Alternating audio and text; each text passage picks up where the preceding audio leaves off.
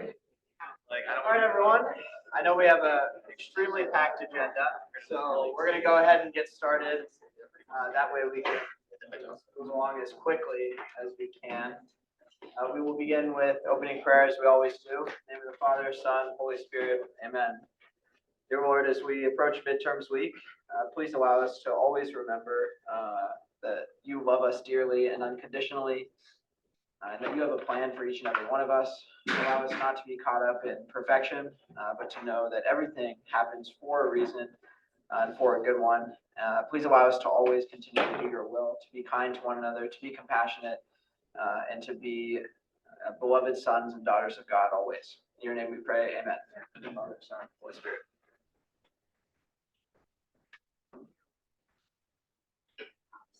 Okay. The question of the day today is, what is your favorite fast food? Like place? Yeah. Okay. All right. Louis Cornett.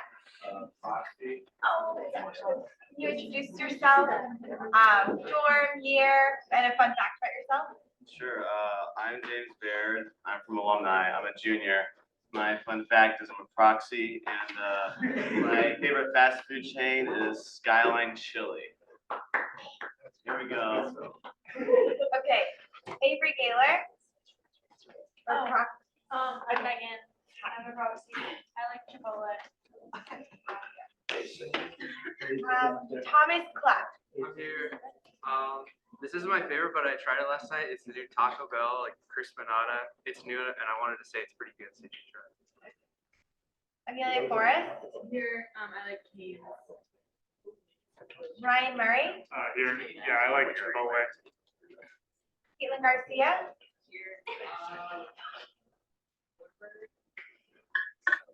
Sam Medina. Jack at the box. Jacob Sabura. Or proxy. Ryan Lally. Here, good Taco Bell. Justice Walker. Here, Joseph Tunney. Here, Burger King. Lindsay Scooby. here, proxy. Yes, so introduce yourself in a fun fact. My name is Lauren. I'm a freshman in Flaherty, and a fun fact about myself is I play golf. Isabel Rodriguez. Proxy for Maria Bueno. Hi. Claire Herr, I'm a freshman in UNAM, and fun fact about me is I order Wingstop every Wednesday and Saturday. Rocco Giannotti. Yeah, here. I'm a proxy. My name's Stephen Jordan. I'm in Keenan. I'm a freshman. My fun fact, I played the cello in the Keenan Review. A few fizzes about that, but that doesn't matter. What was? Oh, that's Bibby Bob. Yeah, that's right. Justin Aguirre. Clay Chauncey. Claire Hoban. Debbie Meister. Proxy. I'm Cecilia Glenn. I live in Lawrenceville. I'm a freshman. Fun fact, I have 3 sisters. What's your favorite fast food chain? Oh, Coolers. Dave Miller. Here, Chick-fil-A. James Bradley. James Bradley. James Espinoza. Here, In and Out. Kylie Peel. Here, In and Out. Bella Vasquez. Here, In and Out. Yara Obidi. Here, shawarma. Laura Myers. Here, Kane. Vinny Badali. Here, Andrew Ryan. Here, McDonald's. Ryan or proxy for Ryan Casey. No. Okay. Dorian Cochio. Here, Industry. Mariana Esparza. Here, Whataburger.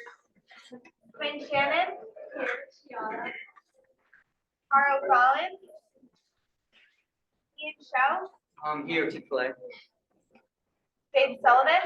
Panera Bread. Lulu Romero. Here, In and Out. Rose Went. Here, Bro. Max Spice. Here, Culver's. PDQ. Ava DeCroy. Here. Mel Marquetti. Here. Lauber. Rita Stefano. Here also well. Daniel Jung. Here, Chipotle. Aiden Resner. Here, in and out. Hunter Brooks. Probably 5 guys. Hannah Blaskowitz. Where's your mic? Yes. Lily Cardadina. Here. Peter Schiff. Chipotle. Bridget Shippers. Warren Issa. Here. Chipotle. And then Mo Doyle. Here, in and out. Okay, that's the end of roll call. Awesome, thank you. Okay, so we'll go into approval of the minutes. So please feel free to read over the minutes. And yes, Sam. Last Senate meeting, there was a lot of discussion because Clay deleted the original document. These were not typed in the minutes. And the reason why? What do you mean by that? There was discussion whether or not because Clay deleted the document. I believe And that was after the Senate meeting had concluded. Clay had sent me a copy of the document, which We have a I, copy of the full original document. which in the I minutes. own, and that's linked. in the minutes, there is no mention about the fact that the document was deleted. Because it happened during the meeting. Yeah, go ahead. Sam, did anyone explicitly say verbally? Also, did I call on that person to Yes, and explicitly was that say that person verbally? I don't believe I did. So therefore, it's not a part of the official minutes. I'll just wait for the recording to come out. I believe the reason we kept that out was because I didn't specifically call on the person to make an announcement about that. But the full original document as copied is included in the minutes. If anyone has any concern about that. Thank you, okay.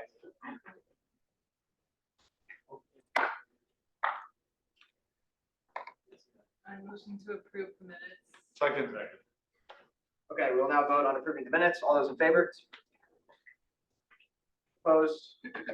Abstained? Okay, great. The minutes are approved. All right, going into executive announcements.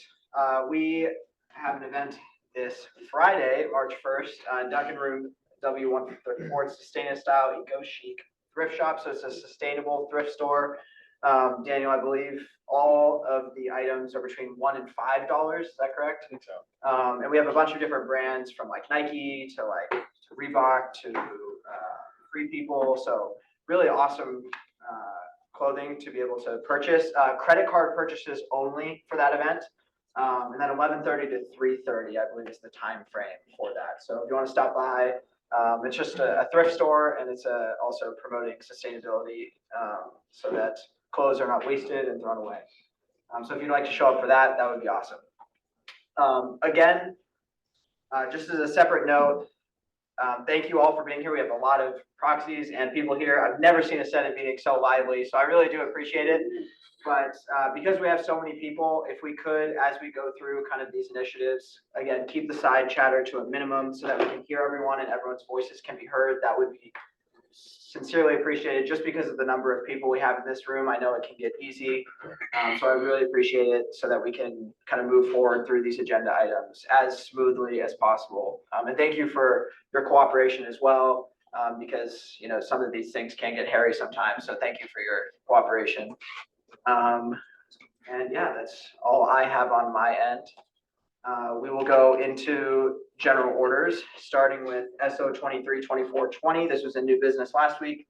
In order to redistribute funds in the Student Union COVID-19 response financial account.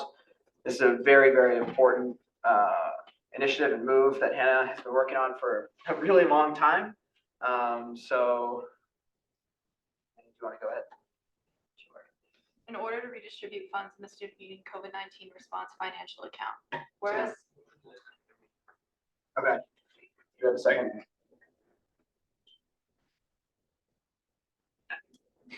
Okay, we'll now vote on dispensing with reading. All those in favor?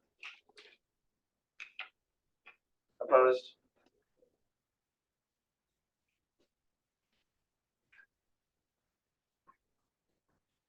Okay, sorry, can we go back to all those in favor of dispensing with the reading? And please try. Please hide, thank Yeah, you. Thank you, guys.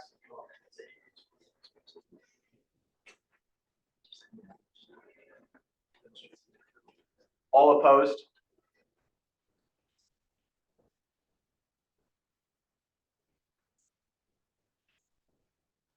Okay, the motion fails. Hannah, go ahead. Whereas during the fiscal year 2021-2022, the Student Union COVID-19 Response Financial Account was created by SO 2021-02 to set aside money from the carry forward account for financial uncertainty during unpredictable times and to ensure a contingency to support the fiscal health of the student union. Whereas the lifetime of the account was extended in 2021 by SO 21-2211 due to concerns of the uncertainty of fiscal safety following the pandemic. Whereas the fund has not received any requests in the 2023 school year, and the University of Notre Dame and Student Life events have adjusted to campus life before the COVID-19 pandemic. Yet there is money in the COVID-19 response financial account set aside and sitting idle of $251,595. Whereas the Financial Management Board, composed of the Student Union Treasurer, the Executive Comptroller, the Student Union Board Director of Finance, the Hall President's Council Finance Chair, the Club Coordination Council Comptroller, the Judicial Council President, all of the class council treasurers, and the off-campus council president oversees fiscal policy for the Student Union of the University of Notre Dame.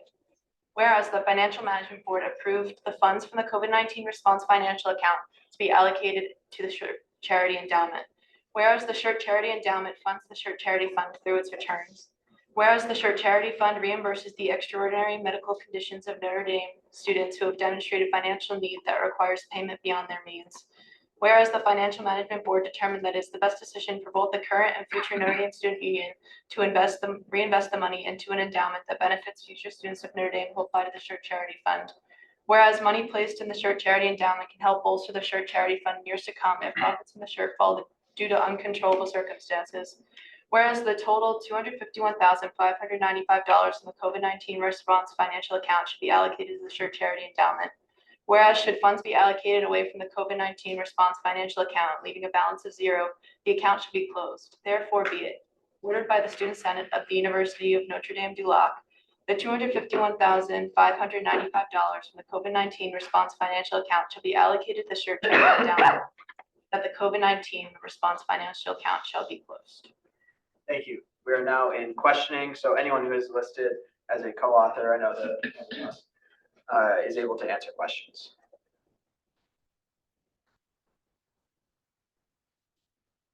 Hunter? Thank you, Hannah. For the sake of anyone who might not have understood the language within that legislation, do you think you might be able to explain just briefly, like quick history of the COVID account and then what this is doing to it? Sure. So as we all know, during COVID-19, the university closed. So there was a bunch of money that the student unions couldn't use because people weren't here. And so this is what the Student Union Senate and Financial Management Board decided to do, was set aside the funds that weren't used during that year. So those went into a separate account where people could apply for that money for COVID-related expenses or things that may have affected the way that they could run because they maybe weren't able to raise enough money because no one was on campus. And also at the same time, the Student Senate and the Financial Management Board were concerned about the possibility of a drop in shirt sales. And so by setting aside this money, it was just kind of a way to ensure that if anything happened fiscally, the student union would be able to remain healthy.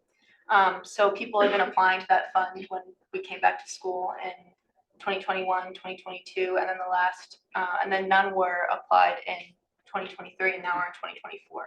And so the Financial Management Board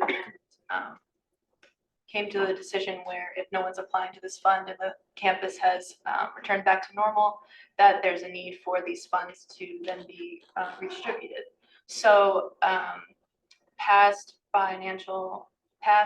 student union treasurers recommended that the funds be rolled back into the student union endowment. However, there's a surplus currently in the carry forward account, which will go into the student union endowment, meaning that there's already funds that are going to be going into that endowment. And so after many conversations with both people in SAO and with the Financial Management Board and other student leaders, we came to the decision that the best option is to actually roll the funds into the Shirt Charity Endowment, which is one of the endowments that benefits students here. Thank you. We're still in question. Brian? I just wanted to ask, were there other options that were seriously considered other than the shirt? So there were other options. one of them was student union endowment. There's three like main endowments that affect Notre Dame students that this money could have gone to, including student enrichment endowment, student union endowment, shirt charity endowment. Those were the main three reasons, because that ensures the most equitable allocation of funds rather than giving it to certain organizations and splitting it up that way. Amelia? So why did you pick the shirt event?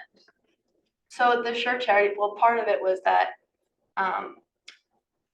the shirt, as if you guys can remember from my presentation, the shirt is a huge part of like what Notre Dame is, like not just in the sense of it helps contribute fiscally to the student union, but at the same time, it's really like the heart of Notre Dame. I can say like from a personal anecdote, when we played Ohio State, some of the student leaders came from Ohio State, and me along with Ava, the CCC president, and Ryan, the president of the Shirt Charity Fund, had the opportunity to talk to our Ohio State counterparts. And they were so impressed by the shirt project and the Shirt Charity Fund and what we do here with that. And so the shirt really is like the heart of Notre Dame and the Financial Management Board. One of the things that we do is allocate money from the Shirt Charity Fund and look over shirt charity applications. And so that was a big reason why we thought about that. Can you explain more like what the shirt charity applications are? Because I know I didn't know much about it before I was in FMU. Yeah, so shirt charity applications, to apply to the Shirt Charity Fund, the two criteria are an extraordinary medical situation and a student who, in a situation where they have a financial necessity for money. And so applications then go to FMB, and FMB looks at those applications. And to make sure they're unbiased, they're all blocked out for any identifying information of the student and then judged on those two criteria. We're still in questioning. I just want to say also that the Shirt Charity Fund, in addition to providing kind of the charitable philanthropic support, also does help. The proceeds from the shirt also do help fund the student union as well, in a smaller capacity. So this is doing twofold in terms of the nature. By Well, this goes to the Shirt Charity Endowment, so it only goes to the Shirt Charity. oh, I see. My fault. Yes, My the fault. Yeah, I see the what you're saying. proceeds from Okay. the shirt go to both the student union and to the Shirt Charity. I see. Okay. So this one is specifically my fault. My fault. But yes, this one's going specifically to the shirt. But the proceeds from the shirt, I guess, is what I was trying to get at. Being the heart of Notre Dame also helps fund the student union. Additionally, it's really important that we keep that going as well. Do we have any more questions? Yes, Jade. Motion to allow the question into debate. Second. Okay, we are now going to vote on moving out of questioning and into debate. All those in favor? Opposed? Abstain? Okay, great. We are now in debate. Yeah, Max. It seems that Hannah's co-signature request email passed my eye, but I'd like to say I fully support this. And, but for the record, fully support it. It's great. Thanks to FMB and especially Hannah. This is great. And they're doing good work. Thank you, Max.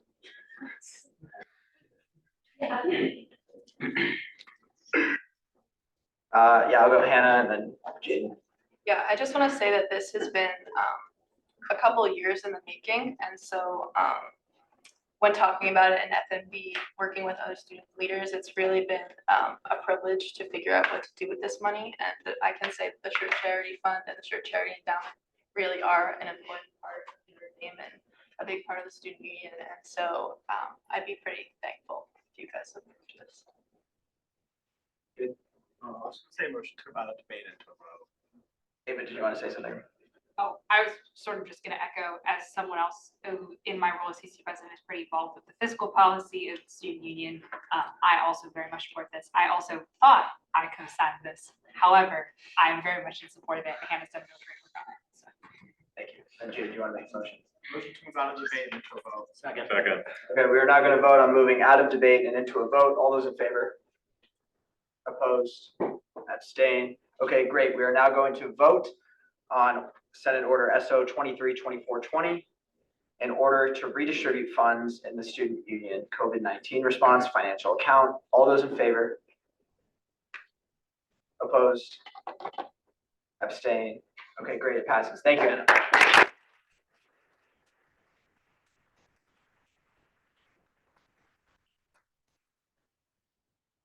Awesome, so thank you for all the work you've done on this. This really has been years in the making with a lot of different ideas and perspectives. So Hannah, thank you for coming to, I think, a really great one. Okay, next on the agenda, we have SS 232411, a resolution to update the NDH wall. Yeah, I just want to say there are a lot of visitors in here who probably want to think of something else than the resolution. So I am motion to postpone till next week. Totally allowed. Do we have a second for that? Yeah, I'll second. Okay, we'll now vote on postponing the resolution to next week. All those in a simple majority. And it'll be a simple majority. All those in favor?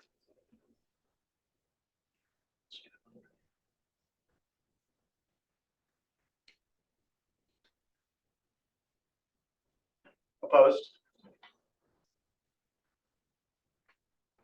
Abstain? Okay, great. This resolution will be postponed until next week. And then we will move on, in addition to all the other things we have. That's totally fine. Okay. Next, we will have a nomination for judicial council president. Just as a little bit of explanation as to why this is in general orders and not a new business, the nomination letter is unchanged from last week. So it is exactly the same. The addendum is new, but however, the nomination letter is unchanged. So by rule, it goes into general orders and not new business. We have heard this before. The addendum is new. But we have heard the letter itself is unchanged, I guess, is what is the reason why it will be in general orders and not new business, just for explanation purposes. Members of the Student Senate, I would first like to extend my sincerest gratitude to individuals who spoke in. Oh, hang on. Are you reading the addendum? Yeah. Okay. Do we want to, I think I would vote favorably on dispensing with the reading for the nomination letter because we've heard that already, but we would need to dispense with that if we want to go that route, or else Corin would have to read the nomination letter again. Amelia? Motion to dispense with the nomination letter. Yes. Okay, so all those in favor of dispensing with the nomination letter? Opposed? Abstain. Okay, great. And then now we will move on to the addendum, which is new, and then Corin, if you want to go ahead. Members of the Student Senate, I'd first like to extend my sincerest gratitude to individuals who spoke in support of my nomination of Hunter last Wednesday. I would also like to thank individuals who have reached out to me to voice their concerns regarding Hunter's nomination. I appreciate your respectful and professional engagement. My goal has been, and always will be, to nominate the individual who will best represent the ideals of the Judicial Council and the Student Union, and will work tirelessly to continue to improve the Student Union in honor of our predecessors and for the future of Notre Dame. I am unwavering in my belief that Hunter is the strongest candidate to assume the role of Judicial Council President, and that this nomination will allow me to walk away knowing that I have left the Judicial Council and Student Union in the best possible position to succeed. I would like to acknowledge that I am fully aware that my renomination of Hunter has caused some dismay. As I stated previously, I feel strongly that nominating Hunter is in the best interest of the Student Union, and that I would be doing a disservice to concede so quickly in the face of pushback. In retrospect, I also believe that there remains a significant amount of misunderstanding relating to numerous arguments used to oppose my nomination for Hunter. I would like to take this opportunity to address some of the points raised during the debate on his nomination, and I hope that this clarification and explanation will be taken into consideration when the nomination of Hunter for Judicial Council President is reconsidered. First, I would like to clarify the responsibilities of the Judicial Council President and how Hunter undoubtedly has the most experience that aligns with what will be expected of him.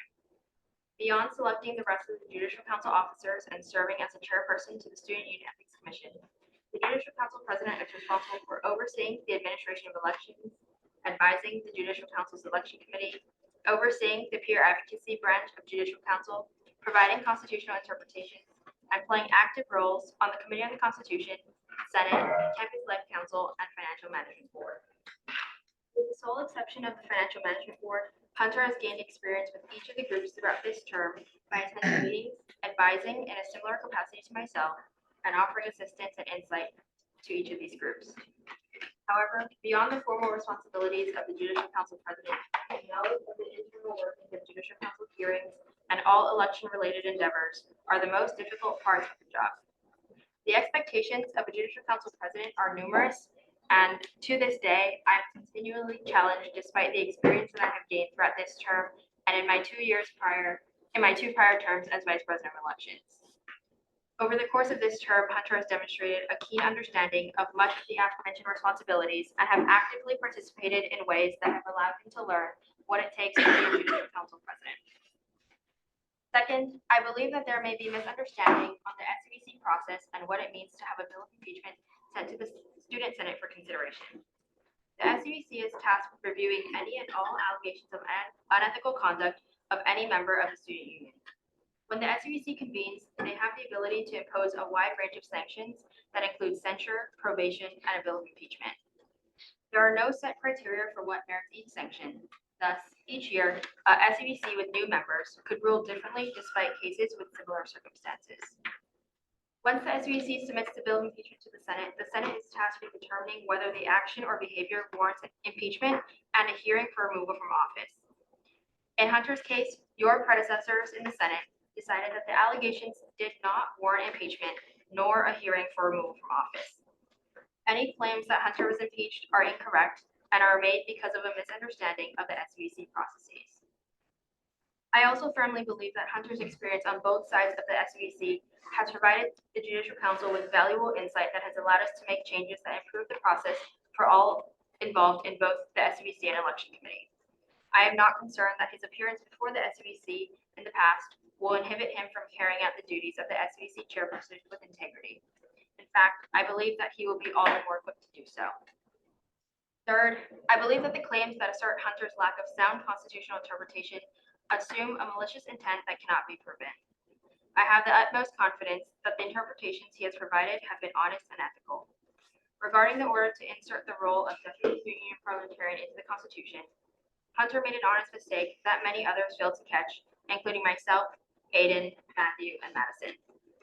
We all make mistakes. To say that Hunter cannot provide sound constitutional interpretation based on a mistake that he took responsibility for is to say that in order for any of us to hold any office, we must be perfect. Similarly, though I was not present at the Committee on Constitution meeting referenced in the last Senate meeting, I can say that providing a varying constitutional interpretation and willingly engaging in discussion over it is never discouraged by the Judicial Council. I was not told the version of the story that was portrayed in the document sent to select senators. I was actually told quite the opposite. One of the characteristics that I personally looked for in candidates to fill my Judicial Council team this year was the ability to voice opinions against the majority so that we would be able to engage in meaningful debate for the betterment of the student union.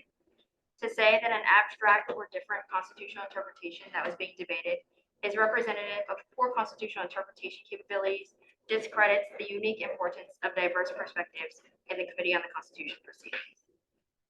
To reiterate, the nomination of Hunter for Judicial Council President does not come without significant reflection and consideration of the individual who will best serve the interests of the Student Union and Judicial Council.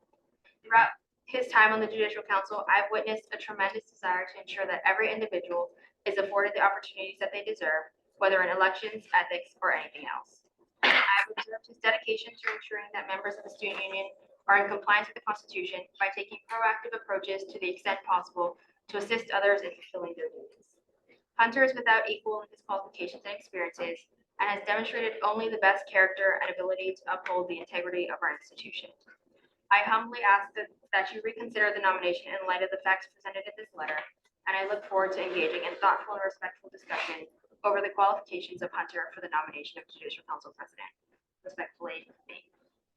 Thank you, Corin. And Hunter has also prepared some remarks, so I want to give him the time to say those as well at this time. Thank you, Aiden. Hello, everyone. I'll try not to take too long.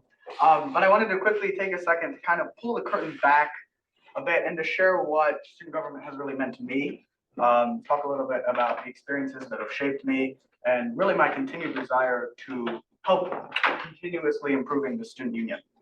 So I'll start with high school, in which I did a lot of service work, probably like a lot of us, I'm guessing. But we really didn't have a student government. So when I was headed to Notre Dame and looking for opportunities to continue to serve the people around me, I stumbled on Notre Dame student government. And I remember finding a copy of the Constitution and thinking, oh my gosh, a real life Constitution. I found a recording of Rachel Engel delivering the State of the Union address. And I think I very literally nearly fell out of my chair. I remember telling my parents I would absolutely love to get involved in this. But I get to campus still asking, how can I have a positive impact? And of course, me being me, I said, well, the best person to ask probably must be the student body president. So as a first year with maybe 2 weeks under their belt, I emailed Alan, who was the student body president at the time, and I asked him about impact, and he said, well, Hunter, I'd start with fuel. I have no idea what fuel meant, but I distinctly remember sitting in the corner of South Dining Hall and watching him draw out a map of the student union and thinking, wow, this is a lot. But after finally discovering fuel was an acronym, I applied and I got in. I was so excited to be involved. And about that time, I started feeling a bit of disconnect between the student union and the student body. And I kind of thought, hey, if we could just better connect with students, it would totally reshape the way student government is able to serve as a force for good. So as any nuts, type A, crazy first year with a ton of energy would do, I conscripted 2 of my friends, partially unwillingly, and stood for a few hours outside South Dining Hall, basically accosting people with a 25-question survey to see how much they understood about the student union. And the results were kind of what you'd expect, unfortunately. And I'd say my experience in that regard and my time in fuel really pushed me to get involved with a few members of the Senate who I would eventually really look up to and hope I could work with even further. So fuel was a great experience, but I was really eager for more direct impact. And Nolan, Carroll Hall Senator at the time, said, Hunter, you should run for Senate. And admittedly, it sounded awesome, a direct way for me to serve my friends and the people in my dorm, and also hopefully show people that student government could really have a positive impact. So I got elected and really tried to view everything I did through the lens of how can I best support my dorm and really the greater Notre Dame community. And so I worked on things I thought were important to people, things like lowering the cost of exports classes, ROTC class scheduling, lots of campus dining work. I had a ton of people in my dorm ask me about campus dining prices. So I worked a lot on that. And I really try and keep people updated on my meetings, on the legislation I was writing, anything that Senate was hearing really. And eventually people would actually come up to me and ask unprompted things like, how'd that meeting with Luigi go, for example? And that was always really touching because it showed me that people had really started to care about the job and really believed that I could support them and that I was pushing for them. And I really did try hard for my friends, and I think I saw the result of their work, of my work, and their support for me. And that was definitely one of the most touching parts of my student government career. I hope, if nothing else, that I've helped the men of Carroll Hall to kind of see the importance of the Senate and bringing about real, tangible change. But if I had to define that year in a word, one word, it would probably be over-enthusiastic, as some people can probably attest to here. I was kind of like a little puppy that just got out to play and was so excited and was running around and was peeing on the floor and eventually nipping at people by accident. And obviously one of those nips was the fuel incident. I remember when I was in fuel, I thought that Senate was super cool. And I jumped at any opportunity to work with other senators. So when I actually became a senator myself, I thought it would be awesome to have fuelers actually working with me and getting involved in the Senate and seeing what this work is like. And I'd spoken with Patrick, who was the student body president at the time, and he said he thought it was a great idea. And I'd spoken with the Judicial Council president as well, and he told me he saw no issues with the idea constitutionally. But when I did end up actually reaching out to a few fuelers, it became clear very quickly that I had not been communicative enough, and I clearly hadn't gotten enough permission. And several people felt like I was trying to undercut their authority. I realized this, especially after one of the fuel co-directors emailed me, making me aware of concerns. And I responded to her the same day saying, and I'm quoting here, "It's clear I've created some distress and I'm sorry for any upset I've caused. This was not my intention. I'd hope to provide younger students with additional opportunities if they so wished. Thank you for your concern. Moving forward, I'll refrain from any communication as you have requested." Like an excited puppy, my intention was not malicious. I've never really had malicious intentions. I was overly excited and I allowed myself to get so caught up in that excitement that I didn't do enough to manage the importance of communication and working with others. Overall, though, I think the ethics process that blossomed from that incident, while stressful and hard, was a very strong learning experience. I learned that no matter how excited I was about something and the good I thought would stem from that work, I needed to follow the process, to communicate, to double check and triple check things, and to establish clear expectations with my fellow leaders. But I also learned the ability to take a deep breath. I learned a great deal of empathy, and I learned how to handle really difficult and emotionally upsetting situations with grace. Most of all, it probably taught me the value in kindness and compassion for other people. And I'd say these lessons have only endured as I've continued in the student union, gaining experience running in a major election and then subsequently serving the Judicial Council. And the experience I've gained in the Judicial Council in particular, I would say, has just been enormous. I've had the absolute pleasure of learning from our advisors, and from Corin, from Thomas, Rin, Matthew, Madison, as well as past judicial leaders as well. And I'd say that the experience I've gained over the past 3 years is so valuable to now hopefully transition to leading those same processes. I have testified in front of, defended in front of, and also advised the Ethics Commission, and also testified, defended, and advised the Election Committee as well. I can't say that every experience I've had has been fun, but I can say that I've seen every possible angle of our system of justice and the way in which the Judicial Council can and should work. I've developed, I'd say, an immense appreciation for democracy, transparency, honesty, hard work, and the ability to have a backbone. So in the great length of time that has passed while I've been here, I feel as though I have transitioned from being that young puppy to an older, wiser, more patient, and better behaved golden retriever. As I do now. Throughout time and experience, I hope I've gained a more level head and a more responsible and even outlook. I was not perfect, and I still am not perfect. I recently made a mistake with a voting threshold, which I will willingly own up to. But I'm very honored to say that I believe I've come very far and I've learned a lot. And I feel confident that I will be able to usher the Judicial Council into another year of ethicality, honesty, kindness, and excellence. Thank you, and thank you, Aiden. Yes, of course. Thank you, Hunter.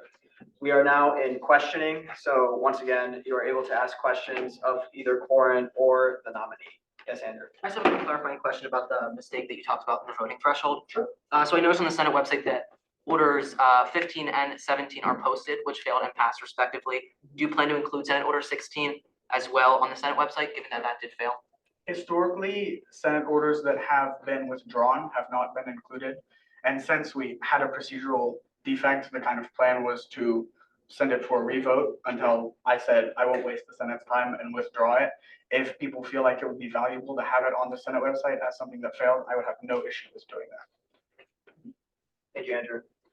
Yes, Amelia, I saw your hand first, and then Mary Grace following. Yeah, so I wasn't here last week when we did questioning, so I just want to ask, I've heard a lot from different people about the meeting that happened last year that was amongst, I think, the Committee on the Constitution or J Council, where there was a lot of strife. And I just wanted to hear from you about describe that. Yeah, sure. So I was at the meeting, fortunately, so hopefully I can provide some commentary. For anyone who is not sure, the meeting she is talking about was referenced in the letter as a Committee on the Constitution meeting where the Judicial Council President stormed out. And then after that, debate lasted 2 hours because unanimous consent was needed to end debate. So from my memory, what ended up happening was the Judicial Council President left early. I don't distinctly remember any aggressive or insane difference of constitutional opinion. Admittedly, she must have felt that her leaving early came across as a bit curt, because in the Senate meeting after that meeting, she actually came up and apologized to me for leaving early. But then after she left, the meeting ended pretty quickly because unanimous consent is never, has never, and will never be needed to end debate. It's ended by a majority vote. And I would say that kind of thinking anyone would stick around for a 2+ hour meeting because of a procedural defect is a bit funny. I personally think people would probably just leave if that were the real world. But yeah, so I mean, to my memory, right, somebody left early. We had some debate. It ended pretty quickly after she left. We closed the meeting. And then the next Senate meeting, she actually apologized for leaving early. Does that answer your question? I was say, so did her leaving mean that then you couldn't do unanimous consent? Nope. Is that what you're saying? Nope, not at all. Like unanimous consent is not necessary to end debate. Like how things work in the Senate, right? Like when we motion to move out of debate into a vote, it's a majority vote. And so like unanimous consent is not required in the Committee on the Constitution or in the Senate. And I'd say the kind of, I suppose, is your question like, why did people feel unanimous I'm consent just was needed? confused Like, about- I was not, Yeah, just can you- unanimous, yeah, can you confused about the describe, meeting in general, and I've heard a lot That's what I'm about it, but nothing. I just want clarification. absolutely, yeah. What I'm understanding is like, I guess the question is like, why did this last so long? When the Judicial Council president left, why was there confusion? That's, I think, what we're getting at. it didn't last long. I don't know what to tell you. Like, again, as to my memory, it was not a very long meeting. And if it had been so long, people would have left. And unanimous consent was not needed to end debate. So it just wasn't an issue. Like, I mean, I don't know how to say it more plainly than as to my memory, that's not what happened. Okay, cool, thanks. Thank you, Amelia. Mary Grace, you have a question? Yeah, so I remember the issue with the, what was it called, senatorial aid positions. I was pretty involved in, I was close friends with Anna Marie at that time, one of the fuel directors at that time. And I just want to clarify, like, from my memory, I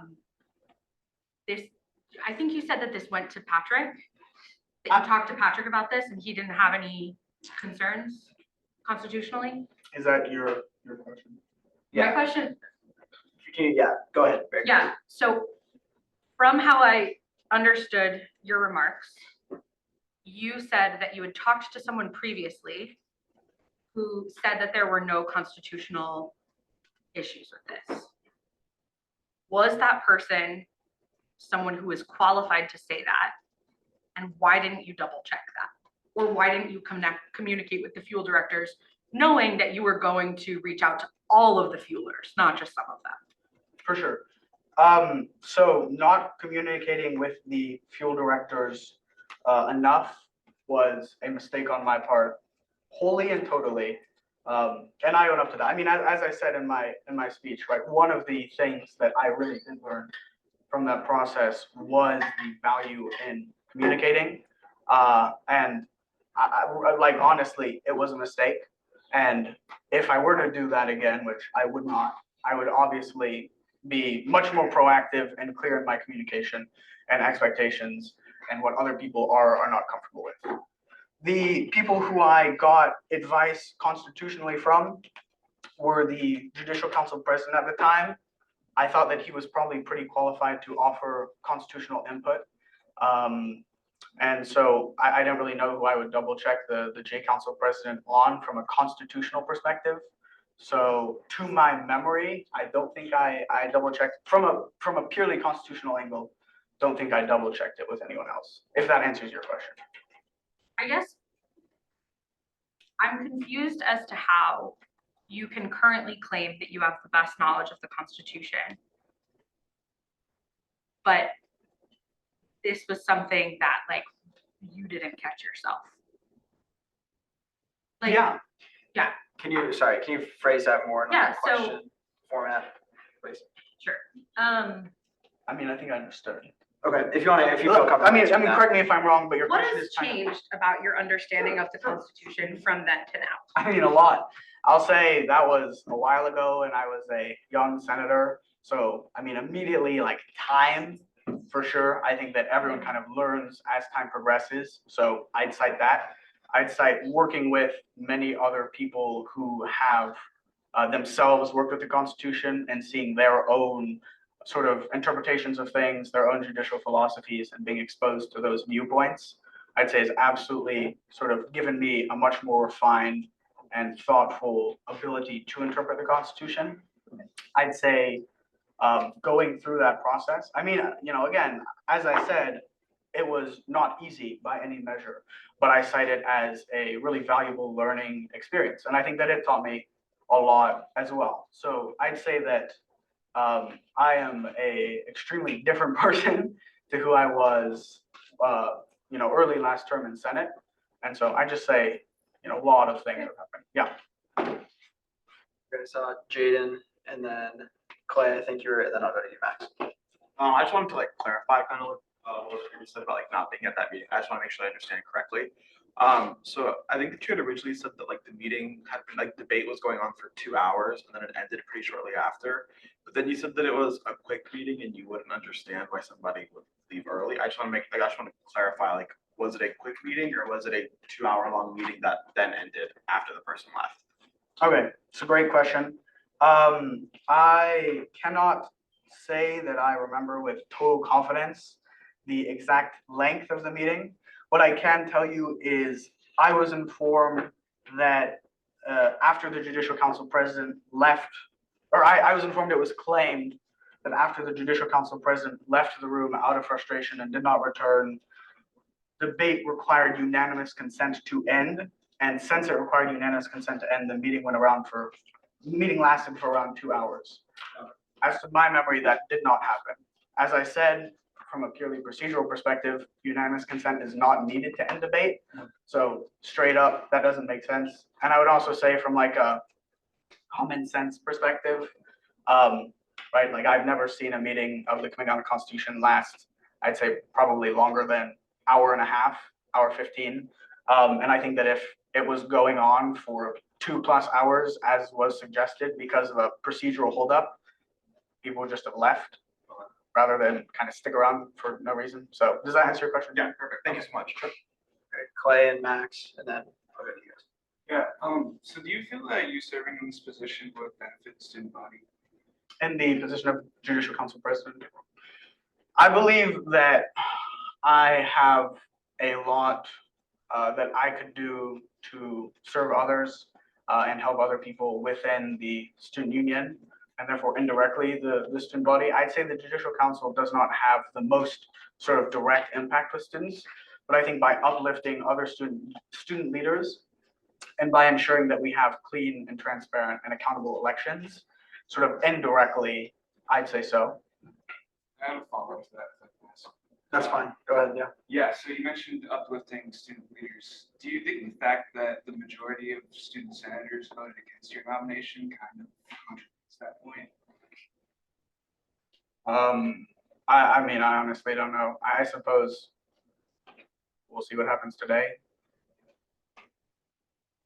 Max. I just had like a quick clarifying. You said you consulted the Judicial Council president and referred to them as like him. Like, did you mean parliamentarian because Madison was the last year, or did you mean student body president Patrick? No, so I meant David Holmes, who was the J Council president at the time when I asked the J Council president. So like I asked David when he was in office before April 1st when Okay, Madison assumed. got it, that makes sense. That makes sense? Yeah. Did you guys have a question? You- I yeah. did. Go ahead. Can you just state your name really quick? I'm Lauren. I'm a proxy for Lindy, but my quick question is, so since I'm very new to all of this, Yeah, no. people have been saying like this supposed judicial council meeting went on for 2 hours, but you're saying from your memory it was very quick and not like that. Why has there been this rumor then that it lasted 2 hours? Like, why has that been general knowledge when you're saying it never was? Do you have other? So I mean, the only thing I can really say is like from my perspective, I wouldn't say it's general knowledge. I had not heard that that was a thought until last Wednesday, and I was kind of surprised to figure that out. So I suppose I don't know kind of what other people have heard, but to me, the sort of claims I've heard about that meeting are, as to my memory and as to basic parliamentary procedure, incorrect. I don't know, I suppose, why people have that thought. I can't read other people's minds, but Do you have a question, Justice? Yes. So I was a part of the Committee on the Constitution last year, and just so like that I can ensure that I was actually at this meeting. Like, do you remember which day this was and what order was being debated? no, I definitely do not. I mean, if you wanted, I could like look back, but off the top of my head, I cannot cite the exact day of the meeting. No. Sorry, I'm sorry. Andrew, I saw yours. Yeah, so while serving as parliamentarian, have you ever shared any legislation or orders with senators to then potentially pass with their name on the top of it? Can you say that a little slower? Absolutely. Thank you. While serving as parliamentarian, have you ever shared any legislation or orders to senators for them to then potentially pass with their name on the top of it? When you say shared, you mean like written and been like, now you put your name on top? Any type, so any type of that you wrote and then passed on. I mean, I'll say what I've done a lot as an example is like a few senators have had an idea, like this first year class council green dot extension deadline. It's on the agenda for new business as an example. I don't think my name is on top of that one. But multiple people had been writing very similar legislation, pieces of legislation. And so I sort of helped as that, you know, as an example, like group them together, helped with some grammar and editing things. And then because I felt like they had been the originators of it, they could put their names on top. But I mean, you know, like personally, I don't really care all too much where exactly my name goes on legislation. So, you have a quick follow-up? Yeah, just to clarify, I'm referring to specifically to the university award that you emailed me about last year on April 28th. And I then went back on this document on the same email recently and saw a different senator's name on the top of it with your name no longer on it. So I'm just curious if there was any type of sharing of that legislation for then someone else to pass with their name on top of it. Are you talking about the Tony Pilato? Correct. Okay. I mean, I cannot speak to that. After I became parliamentarian, I haven't had anything to do with it. So, like, I mean, initially I wrote it, absolutely. And when I did write it, my name was on top of it. But after I became parliamentarian, we kind of felt that that was too much of a substance issue and not something that I should be pursuing, which I think was a very fair point. And so since then, I have not. What has happened to it after that, I could not say. Quickly, Andrew, and then I have to go to Okay, someone so else. would you say that then if someone took that from you essentially, like you're arguing, like you're saying? I wouldn't say took it because that to me connotes. So you didn't give any express permission? No. So therefore, would they be taking your work to pass off as their own? I mean, I don't know. Like, I don't know what has happened. Okay, absolutely. Thank you. Necessarily. I think if I had more detail, I don't know. Thank you. This side of the room, I don't want to neglect. Did you have a question, Jaden? I saw your hand up. Okay. I will go to Sam. Hey, this question. Yeah, so in Clay's document, it said that there was a misrepresentation of Senate actions over you taking credit solely for late billing. I was wondering if you could speak about that and if you solely take credit for it. I would say that I never am eager to take sole credit for anything, that included, and that I think sort of making sure that credit is shared and recognized is important for like us as individuals, but also for the sake of the student union. Like, I mean, I don't think that students and the Observer take us very seriously when we try to spend our time taking credit for things instead of solving issues. The only thing I can really say to that topic specifically is that I feel like I did do a lot of work to resolving infrastructure issues, including Lake Dillon and others. I know Derek is here and he worked on that a lot with me, so perhaps he can speak to that as well after. But I mean, yeah, I did put a lot of work into it, and I think that I did help with that for sure. So I don't know if that answers your question, Sam. We're still in questioning. Mary Grace. What happens if your nomination doesn't pass by March 15th? I honestly, immediately off the top of my head, couldn't tell you. If you wanted to send that question to J Council in an email, then I'm sure we'd get back to you, but Just, I'm also- if anyone in this room knows the answer to that? I would say that Or do you want to go ahead and speak up on that one? So I haven't really made any decisions or thought much about what's gonna happen. I'm sorry, could you talk louder? Sorry, yeah. I think I just said that I haven't really made decisions about or thought much about what would happen if it didn't pass today. I certainly know that a nomination has to be in by March 15th. What happens if it's not?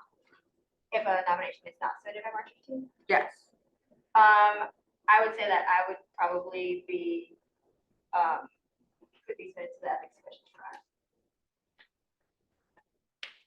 Sorry, I guess my question is, if a nomination is submitted, but a nomination fails, what happens if something isn't passed by March 15th? my view would be, we as a judicial council always try to have very measured conversation over constitutional questions like that, and therefore are bad at answering questions on the spot and immediately, because we like to. So that's why I said, like, if you wanted to email, that way we can all talk about it and get back to you with like a correct final answer that has come after a lot of conversation. So like, I think that's why we're all hesitant to say like, this is exactly what happened. That's fair, but it is you guys who would be making the decision on what happens. Along with other people on judicial council. I think the judicial council is the interpreters of the Constitution, but the Constitution would be the one to make the decision as to what would be done in that case and an interpretation of the Constitution. Go ahead, Corin. I would also say that, like, to an extent, the Student Union Ethics Commission could have a say in it, if I were to be sent to that. I would just quickly add, I think that a clear way to say it maybe would be the judicial council tends to interpret the Constitution, whereas the ethics commission tends to enforce the Constitution. If that makes sense. So Sorry, I wasn't trying to ask about ethics. I genuinely don't know the answer. No, I know. No one does. And so I'm trying to get clarification on that. But if this is something that would be more appropriate to email judicial council about, I can absolutely do that. Thanks, guys. Thank you, Mary Grace. We're still questioning. Andrew, I have just a question for Corin. please slowly. Sorry. Yeah, I have a question for Corin. So you talk about how you have unwavering confidence in Hunter, and I'm just curious, were there any other individuals that you considered for this position you could speak to? I did consider other individuals for this position. I don't want to talk about them if they don't feel comfortable. But I can say that certainly Hunter has the most experience that parallels the responsibilities of the judicial council president. And I think that, you know, as I said in my letter, elections are incredibly hard, but also a lot of the other behind the scenes work that we do as a group that I think is not always super apparent to the student union or the student body is also very hard. And developing a knowledge base of the Constitution enough to even know where things are and where I can even begin to think about these concepts is difficult. And so I think I did consider other candidates, and they may share if they would like to, but I will not share about them. And I think just Hunter's qualifications are the most in line with those. Thank you. Corin, they may share a debate if they would like to. Yeah. Jake, yeah, go ahead. This is for Corin. I just want to get a clarification. So you said that like you don't have like any plans if this doesn't pass again. But like last week you said that you would continue to nominate Hunter if he like wouldn't, like if it didn't pass again. So is it that like you don't have a plan if this fails again? Or is the assumption like if this fails again, like you would then again nominate Hunter? I just want to understand. Sorry, I'm gonna speak this way, so. Oh, good, so yeah. I can hear you, I'm close. Okay, so I believe that last week I said that if the nomination didn't pass last week, that I would resubmit it for this week. But this week, I do not have plans. I have not made a decision on whether I resubmit or not if it doesn't pass this week. Okay. Thank you. We're still in questioning. Claire? Motion about questioning it. Okay, we will now vote on moving out of questioning and into debate. All those in favor? Opposed? Abstain? Okay, we are now in debate. Give me 1 second.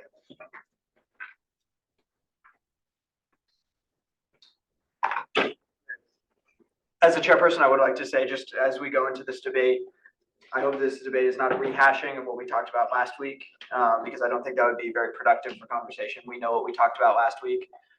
If anyone has any new insights or ideas to share, I think it would be beneficial at this time. Additionally, parliamentary procedure requires me to interrupt if there are matters of personal belief or character concerns. If it's related to fit to the nomination, that is okay, that is permissible, but that is what we are talking about, fitness of the nomination and ability to lead the judicial council. If we talk about matters of personal belief, I'm not saying that any of you guys did that. In fact, I thought it was a productive conversation last week, but if it does divulge into that, I will have to interrupt just by mandation of parliamentary procedure. Is everyone okay with that and good with that? Okay, thank you. I saw Corin, and then if you want to yield time, okay.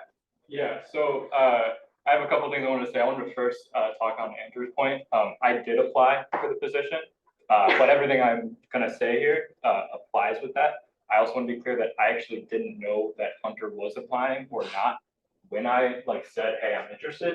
And I do believe that he is a stronger candidate than me and would make a stronger judicial council president than me. Off of that, to reintroduce myself, I know I'm an outsider here. I serve as the VP of Peer Advocacy for Judicial Council. And as someone who's a bit of an outsider, I do appreciate all of the consideration and debate that you're engaging on. But I just wanted to kind of reiterate, as someone that's worked alongside Hunter pretty extensively in the Judicial Council, I want to attest that he is almost undoubtedly the best candidate, the strongest candidate. So first thing I wanted to say, there were some things that were said in the last meeting that all Notre Dame students were bright enough or hardworking enough to hold a position like this, and that the Constitution can be easily kind of memorized or recitable. I believe this characterization kind of unfairly simplifies the requirements of this job. Not only does it require a blanket knowledge of the Constitution, which, as someone who proxied as parliamentarian in August while Hunter was still being nominated, I can attest is a very difficult document to understand. I was terrified up there. It also requires a very researched knowledge of historical election precedent, a breadth of experience in the student union, and the ability to weigh different interpretations of election rules and constitutional provisions. It's particularly important, all of these things, because the Judicial Council is transitioning to a new advisor next year. We're very excited to have Cody, but it's vital that the incoming Judicial Council president has a very strong understanding of the history of our Constitution and the depth of knowledge in kind of past precedent. Hunter's commitment to Judicial Council and his knowledge on all these things is completely unquestionable. This is a story I always like to tell. In October, I received an email from Hunter on a Saturday night after a home football game with a detailed 6-page, single-spaced memorandum on the history of election reform within the student union between 1998 and 2012. Frankly, I don't think that any other possible candidate for this position has demonstrated even close to this level of diligence and commitment to the student union and Judicial Council. And this is only one example. Frankly, I would have never taken the time to do that, just to be completely honest with you. And I also wanted to say, I myself had qualms about Hunter becoming parliamentarian. Truth be told, I've seen all the evidence that you guys have, but it's very important to note that within his capacity in Judicial Council, Hunter has been nothing but diligent, supportive, and incredibly receptive to criticism. Rin, Corin, and I disagree with him all the time. And he has demonstrated time and time again the ability to weigh multiple perspectives on issues to make fair, well-reasoned, and ethical decisions, which is the most key trait for a Judicial Council president. And so with this, I urge you all to kind of put aside any personal qualms and vote yes, based on his proven diligence to the Judicial Council and his unquestionable passion for the student union. Thank you. Thank you, Thomas. We're still in debate. Yes, Yara. I'd like to yield my time to Jessica. Hi, everyone. My name is Jessica Vickery, and I was a senator last year for Ryan Hall. Thank you, Yara, for ceding your time. I just want to say that my experience with working with Hunter has always been, I'll just echo what, I'm sorry, I forget your name. Thomas has said, is that he's just very, easy to work with. He really is able to share opinions and be an objective manner of just saying what's right for the student union. I wasn't here at the previous Senate meeting last week about the different things that went on last year. Last year I was a senator on that, during that time of doing the impeachment and all the other things that did pass during that time. And I will say that since then, in my conversations with Hunter, now outsider looking in, he has shown immense growth from that time. I think what was said during questioning of how has he changed from last year to now? Think about how much everybody can change within a year and how much he's able to learn, especially in his position as parliamentarian. So I just wanted to come here today and just take some time just to really emphasize that I think that he has come a long way and he's learned a lot, and he is the best person for this job. As he said earlier about being an enthusiastic puppy, he loves this, and he's not just doing it just to do it for future jobs, resume, things like that. He's doing it because he cares about Notre Dame, and he's doing it because he wants to actually put in an effort and actually do something with his year as being judicial council head. So that is, not endorsement, but yeah, that's what I feel. Thank you, and thank you, Yara. I have a Clay, point of yeah, yeah. order before we continue. Okay, So looking at the standard code of parliamentary procedure, which is absolutely. our rules. So the section titled Qualifications of Nominees. Qualifications for each office should be stated in the bylaws or other document of authority as designated in the bylaws, such as a policy established by the board or by the members, which is our constitution. No member who lacks the qualifications specified in the bylaws or document of authority can be a candidate for or be elected to an office. The nomination of unqualified member must be ruled out.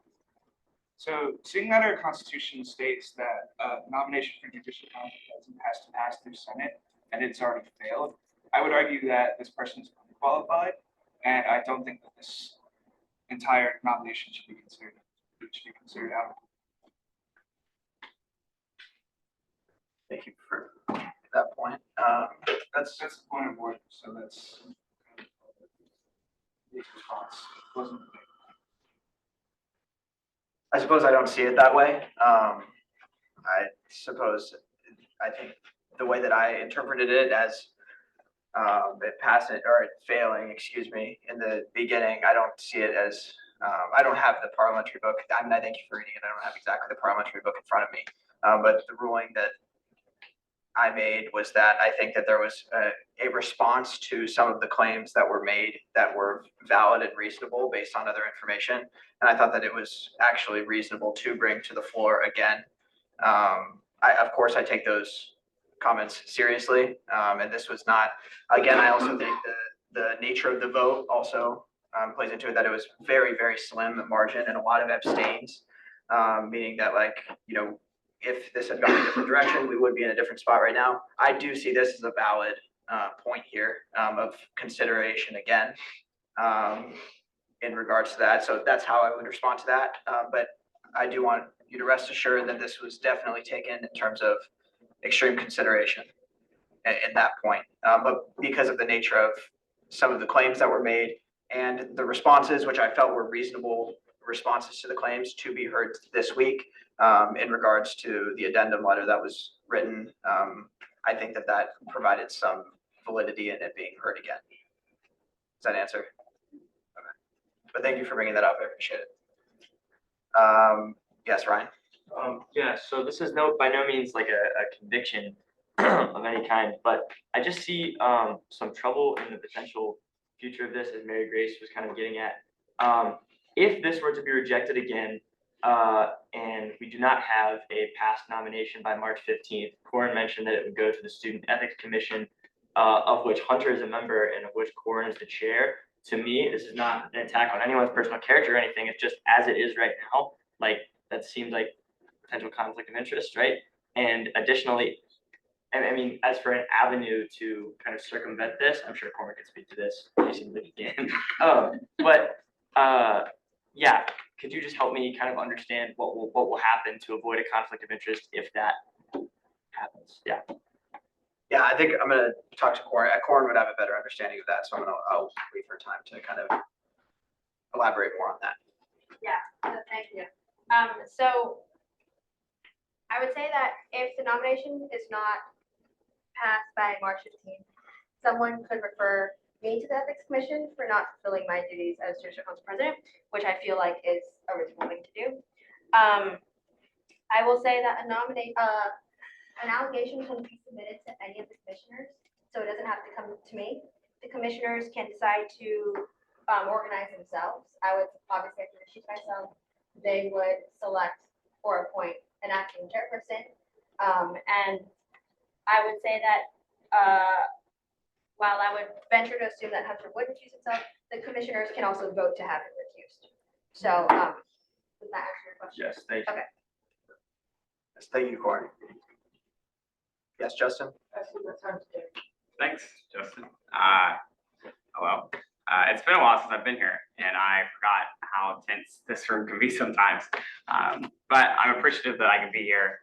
I thank Justin for the time, as well as for all the points, excellent points that have been brought up. I've worked a lot. with Hunter, just like with Jessica here. And I thought it very important that I come just to provide my input and my thought process on kind of the debate that I've read. I won't go through and extol more of Hunter's qualifications. I'm sure that would just blow up his head even higher. And you've already heard enough of what has to be said. I read the minutes, so I think that's appropriate. And so kind of what I would like to share is kind of my input on having seen Hunter go from his time on Fuel through Senate, through the impeachment process, to running with him for student body office, to his work today as a parliamentarian. And I think what really defines Hunter and a lot of what he does, seeing him in a professional side and also in a personal side, is this idea of shared community, which is kind of like why we're all here, why we're all passionate about student government, and why we love our ladies university, is this idea of shared community. And something that Hunter has always tried to live out in the work that he does. Part of which is why he invited me to work so closely with him, to work on Senate resolutions together, but also invite other people to be together in a collaborative format, to bring people like Jess and other senators and other people from across student government to try to put together solid resolutions that we felt like could make a difference. And I think a lot of that kind of helps explains why Hunter would want to do something such as invite younger members of student government to be involved with the process like that, because it's exciting. We want people to be involved, especially younger people. And I think opportunities like that can seem exciting in the moment, and then in retrospect, you realize the mistakes that you've made. And again, Hunter has owned up to that, and something that I've appreciated seeing in him, because very much so, we've all changed. I think a lot about how I've changed over the past year and how a different person Hunter and I are, having been through Senate together, through speak on his behalf during the impeachment process, and then also to have run, to say yes to him, to run on a student body campaign, knowing again that I was running with someone that had been through difficult moments like that. But I felt confident and I felt excited and supportive to be there with him, because I knew that he had learned from those experiences and become a different person. And I think those same qualities are where he's at now. And I think that is where we'll lead him in how he acts and how he decides and votes and works and would fulfill this function as Judicial Council President, which I think is a lot of what the debate should be now that we've talked through the qualifications, is how does this man, if selected to be in this role, act? Does he act in a malicious content, or does he work in a format of shared community where he invites people to make the student government a better place? And I think that is what Hunter will do, is that later half. And so it makes me very proud, regardless of how this decision goes, if he gets it or not. It makes me very proud of Hunter to know that we have come through all of these things and we've got to the moment that we are, and that his time in student government is one that he has learned from and one that he should be proud of as well. And so thank you for your time. I won't take up much more. Yes. Yeah, so I had no idea about any of these issues last week when they were brought up, and I was very caught by surprise. So last week I was very much like a neutral observer, because I was very shocked that Hunter, who worked so closely with us and seemed so good at his job, had done things that seemed so questionable. And at the end of the meeting, I really didn't know what to think, because a lot of these questions were kind of left unanswered, and these weird things like, you know, this weird meeting that had been brought up that I was very skeptical of. I had no idea what these were, so I ended up, you know, abstaining because I had no idea.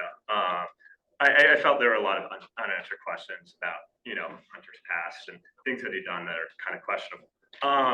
That being said, I think it's been very clear this meeting, through our questioning phase, through Hunter's speech, that a lot of these issues that have been brought up seem very, like their base kind of seems questionable to me, whether or not, you know, they happened as was reported, or that they were really that big of a deal. And then also that Hunter, it's very clear, through his speech and through everyone else who's spoken about him, has grown a lot. I'm sure everyone else in this room has.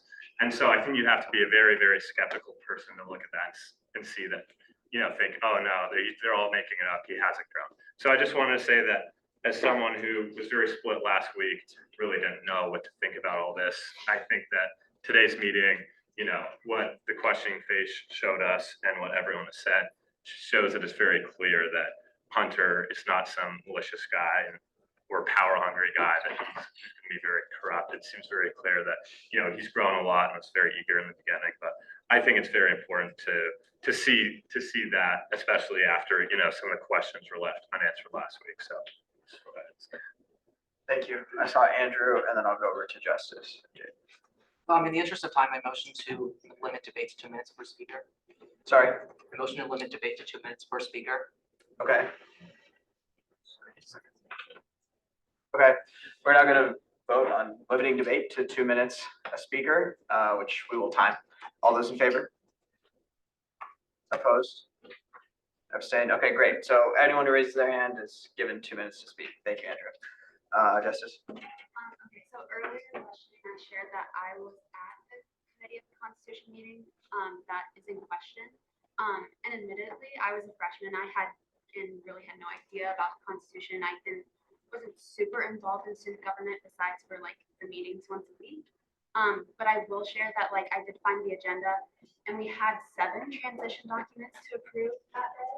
And so it was naturally expected to be an already really long meeting. And additionally, we had 2 orders to amend the Constitution dealing with endorsements and recusals. And I also believe that this was during the time when people were running for president, including Hunter, I believe. And so I think tensions were just relatively high, which might have to do with some of the like rumors that spread after this meeting, just kind of shed some light on what that. Thank you very much. Jaden? My only thing here is like this, as Hunter had phrased it, like being like a puppy that gets excited and like runs around and like just is very excited at the opportunities the student union has. As someone who also did do fuel with him my freshman year, I do distinctively remember a situation where we as fuelers were told that we were not allowed to email the president or the vice president, and that we would have to adhere to that. If we had any questions or comments to give to them, we would have to contact the fuel directors, and then they would be able to be the person to link us to those to the 2 people. When a vacancy was filled for the now like director of LGBT initiatives, as someone who was delegated to that committee, Hunter did he seemed very excited at the opportunity to have the position for some reason, even though we had very recently become fuelers. So he directly went over that and emailed both Maddie and Alan. So I feel like that for me is like, that's a one-off, like you're excited there's this opportunity and you're gonna go take it, or not take it, but you're gonna like be inquiring about it. But then hearing that was repeated again in terms of neglecting these like very clear rules that we have in terms of communication and parliamentary procedure. To me, it just brings up the question if everyone's saying he's changed so much, but this has happened in the past 2 years. And then most recently with his resolution that he brought forth that was miscounted. I totally understand that mistakes happen, but if it is kind of this like coinciding, like he's excited or very like looking forward to something, it's just hard for me to understand how like that wouldn't happen again. I think that's my own.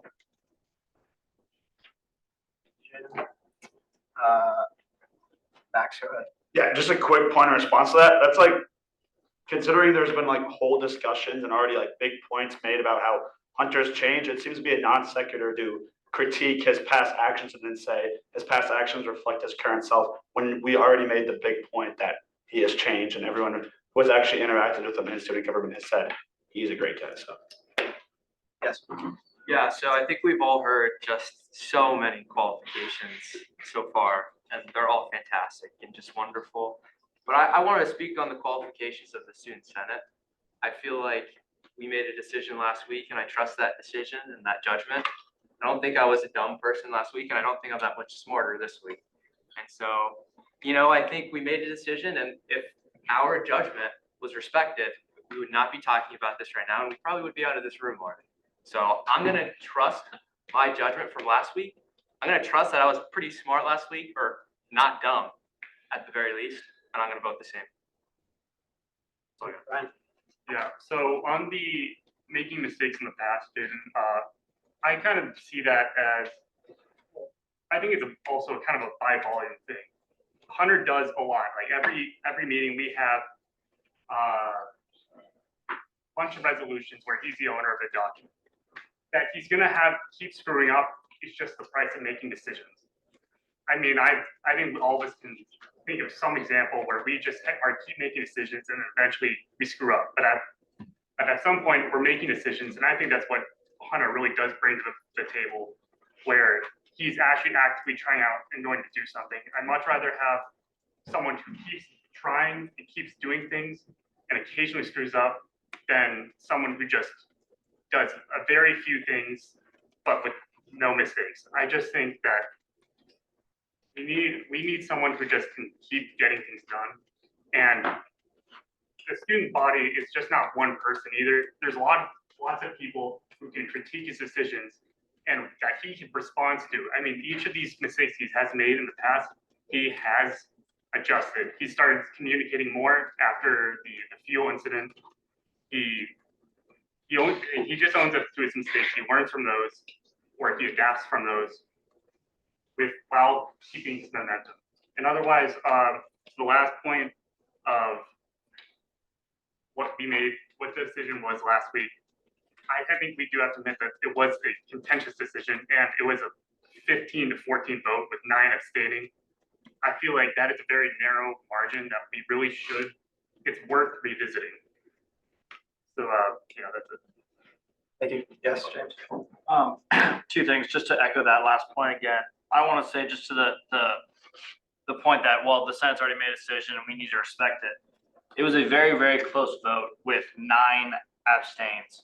And I don't think that means that case closed, we've like completely decided.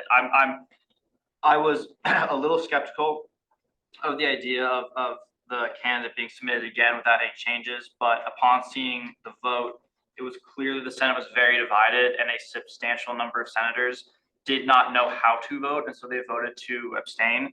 And I think that in itself warrants a second vote. I also have to say, I think I'm seeing a general trend here. I'm trying to keep a generally open mind through all of last week and through this week. I feel like the general trend this week, however, is through the questioning period and through the debate now, we've heard Hunter and Corinne and Thomas and other people answer questions, and every single time they give an answer to dispel some of the criticisms that have been made against Hunter, it seems like the people that are continuing to support voting no try to focus in on an even more minute detail of something that happened 2 years ago. I have to say, I don't like the record. I don't like some of the things that have come up, but the picture that's becoming very clear to me is that Hunter is an overly qualified candidate who made mistakes in the past. And as a Senate, we're spending a lot of time focusing on things that continue to get downgraded in the scope that they would have on the job that he would actually do. Daniel, I know your hand. I see you back there, Clay. I'll be brief. 2 quick things. I don't think it's exactly fair to compare last meeting to this meeting. I think they're extremely different meetings. I think this meeting has been much more clear and we know what questions we need to ask. I think we've done a really good job of trying to demystify some of the concerns that were raised last week. So I think I see these as 2 separate meetings, and I think bringing the vote a second time is valid. Number 2, I don't work super closely with Hunter, but I think it is important and significant that some of his strongest advocates are those who work extremely closely with him. I think that's a really strong testament to his character and his qualifications. Thank you. I'd like to cede my time to Hunter's predecessors parliamentarian. Hello, as some of you may know, I'm Griffin McAndrew. I was the parliamentarian at the beginning of the term prior to my resignation for, among other things, personal and family reasons. I did not return in the fall. I returned in January, and well, I might be able to offer some insights here. I would like to start off by kind of offering another personal account of Hunter's past mistakes. We were senators together last year, even kind of before the election, even before all of that. And I think speaking to the impeachment inquiry, but prior to the impeachment inquiry, I know I worked very closely with him on a number of issues, including food robots, flex points, the whole shebang, basically. And prior to that meeting, strategy meeting, I see a number of people from that meeting in this room, where we got briefed on the charges against him. You know, going into that meeting, I would say I was 100% on his side, entirely on his side. I was in his corner the whole way. But I think coming out of that meeting, it definitely changed.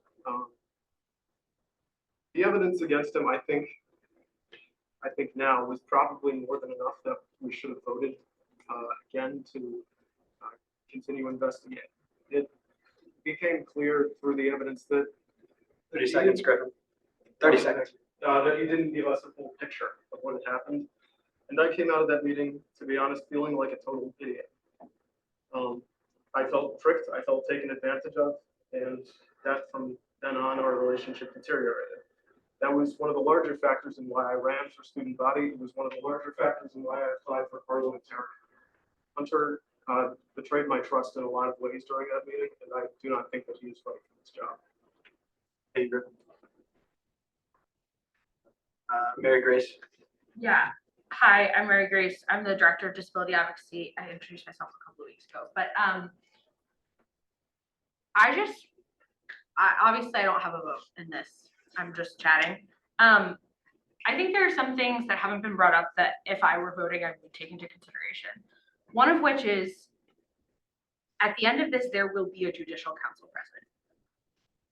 Corinne is going to graduate. She's not going to be on J Council anymore. And you really do have a choice. Like, there are other qualified candidates besides Hunter. That being said,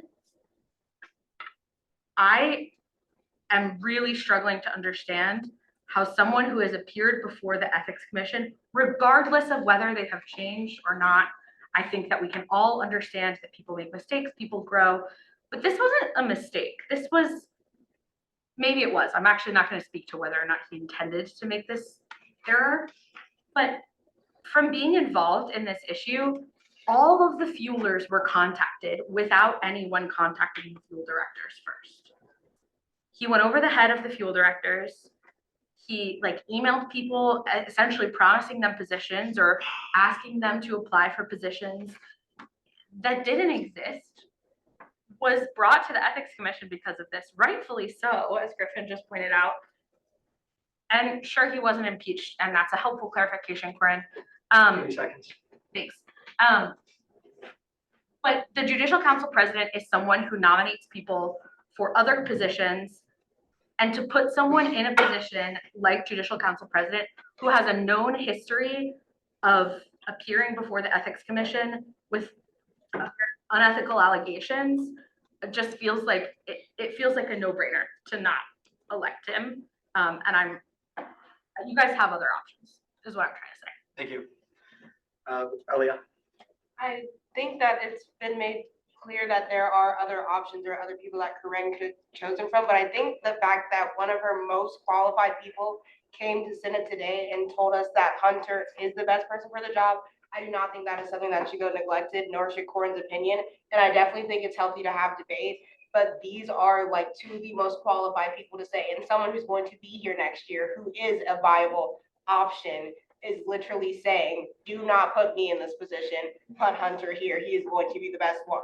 I also think that last week, a lot of people got caught up on the fact that Corinne said she would nominate Hunter again, and that made people very frustrated, and when it came into their voting, and I think even as we had someone who said they were abstained, didn't know what was going on, I think a lot of people's opinions have changed, and I think that that's a good thing that they're changing, so I think it's not getting caught up in the, oh, well, there's other people. Like right now, we're focusing on Hunter solely. We're focusing on, is Hunter the best person for the job? Is Hunter going to do this job well? Is he qualified to do this job? That's the person we're focusing on. And I feel like we're focusing on so many other factors when it comes to voting, that like how Corinne's decision is not Hunter's decision. And what we need to focus on is, can Hunter do this job really well? Can he lead Judicial Council? And I think that a lot of people here have proven that he can. Thank you, Alia. Yes. So to respond to Leah's claim real quick, we also did, on the other hand, have someone who worked closely with Hunter come in and say the opposite, gave the opposite recommendation. But I want to talk again directly to the Senate. Of course, I grew up with an older brother and a younger brother.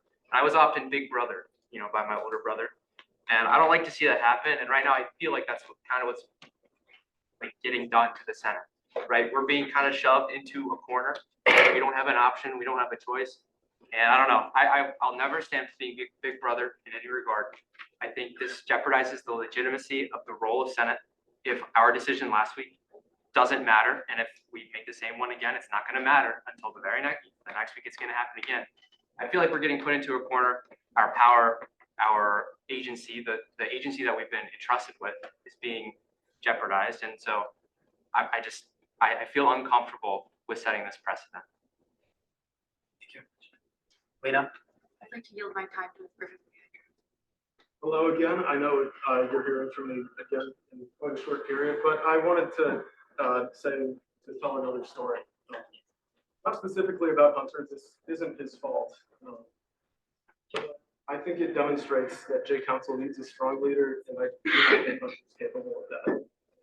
Shortly after I resigned, I got a text from Hunter in late September asking me if I had a copy of the Constitution. Evidently, what had happened was that nobody in the J Council had a copy of the Constitution after I resigned, or so I was given the impression by Hunter. And so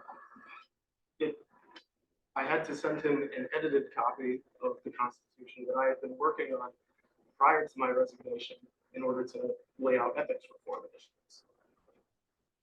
While it isn't his fault that the Constitution was lost when the J Council Central Drive was deleted, I think it demonstrates that Judicial Council needs a strong leader that is able to take care of business, that is able to really make sure that things don't get lost. The person in charge of J Council holds a great deal of responsibility for everything else. I'm not sure I trust Hunter. Amelia? I feel like we're kind of going over and over again. It's after 7. I motion to move out of debate into a vote. Second. Okay, we will now vote on moving out of debate and into a vote. All those in favor? Opposed? Abstain? Okay, thank you. We will now vote on a nomination for Judicial Council President. As this is done, please raise your hands high and keep them up so that we can get an accurate count. All those in favor?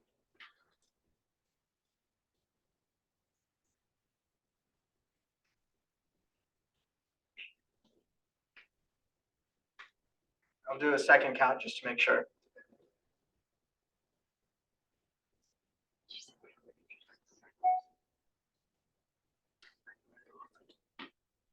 Thank you. All opposed?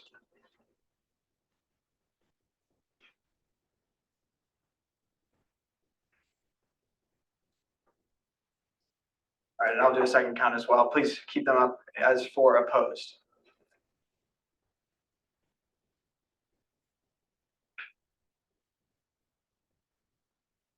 Thank you. And abstain.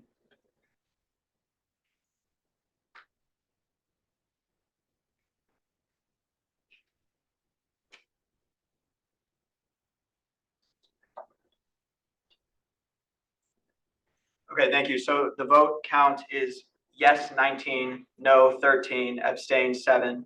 So the nomination passes and Hunter will be instituted. And we'll go ahead and bring him back in. Thank you guys for the conversation.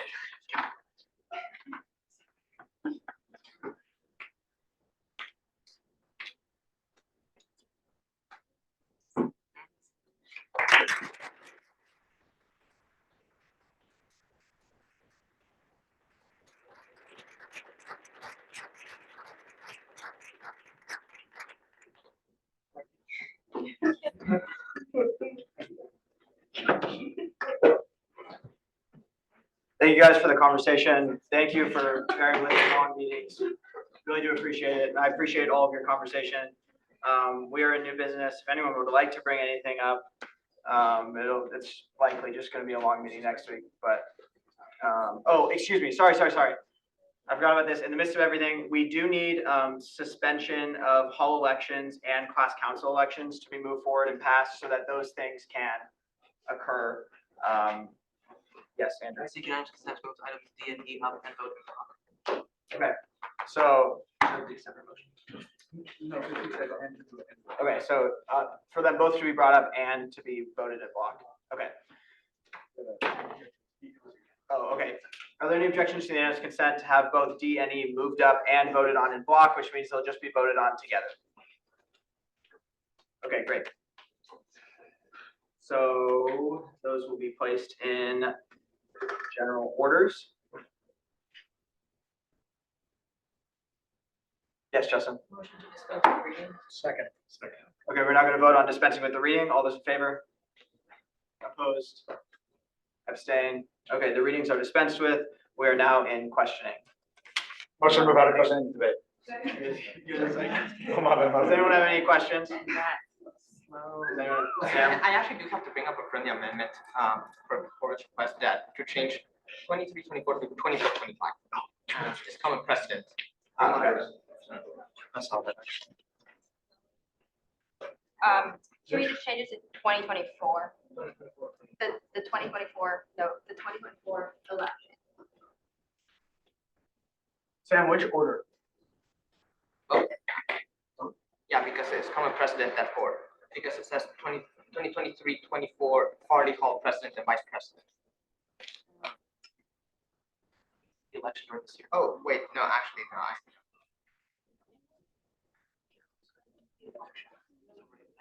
Yeah. Point of clarification. Yes. To Corin, Hang on. is the wording, the 2023-2024 election correct in that it designates that the election is occurring during the 2023-2024 academic year for the 2024-25 Yes, academic year? that was my intent. I see that it's caused some confusion, so I'm amenable to changing it to like 2024 blah, blah, blah, election. But I think at most, it should be that. Actually, it's not a previous one. No one can read that, Sam. Yep. What is this? Where are you pulling that up? 23. Okay. Can you describe, please? Like, for example, whereas only one ticket falls forward, Luisa Romero, Ryan Wachter, and Matt Kiatur has been received by the Judicial Council for the 23-24. Yeah, that was last year, so. Okay, this so year should be 24. for explanation, Hunter was able to pull it up. Last year, the same wording was used, so as the one that is presented here. So that's why he's making a friendly amendment, because if we use the same wording, it appears confusing. Does that make sense? Like 23-24 was used last year, and if it's used again this year, then that appears confusing because the years don't match up. So would you like to still make the friendly amendment? Okay, to change it to 2024-25. Okay. All of them. Every single one of them? Okay. So we'll go ahead and consider the resolution as that is changed, 2024-25. We're still in questioning. Max? Motion to move out of questioning and debate. Second. Okay, we'll now vote on moving out of questioning and into debate. All those in favor? Opposed? Abstain. Okay, we are now in debate. Yes. Second. Okay. We will now vote on moving out of debate and into a vote. All those in favor? Opposed? Abstain. Okay, thank you. We will now vote on SO 23-24-21 in order to suspend hall elections and SO 23-24-22 in order to suspend class council elections in block. All those in favor? Opposed? Abstain. Okay, great. Both of them pass. We are now in announcements. Does anyone have any announcements? Please give some time for announcements. Thank you. So with us for this week, we have a Kiss Cafe tomorrow, as always, and we also have a Leap Day event tomorrow. We're doing stuff and plush for like little rabbits and frogs from 4 to 7 in Duncan. We do have a limited amount, so I would recommend if you want one tomorrow. Lena? The Department of Title IX Women's Shifts is hosting a women-owned business market on Monday from 3 to 7 in Genki Ballroom. We have 12 local women-owned businesses coming, arts and crafts, jewelry, clothing, food, you name it. So definitely stop by. VP's signature event, the meal auction, is on Friday afternoon from 3 to 7 at Haggerty Cafe. There's like a bunch of like silent auction items you can bid on, and all the proceeds go to. Do we have any more announcements before adjournment? Then we'll need a motion to adjourn. Max? I said unanimous consent to adjourn. Are there any objections to the unanimous consent to adjourn? Okay, thank you, guys. Have a great week. Congrats, Hunter.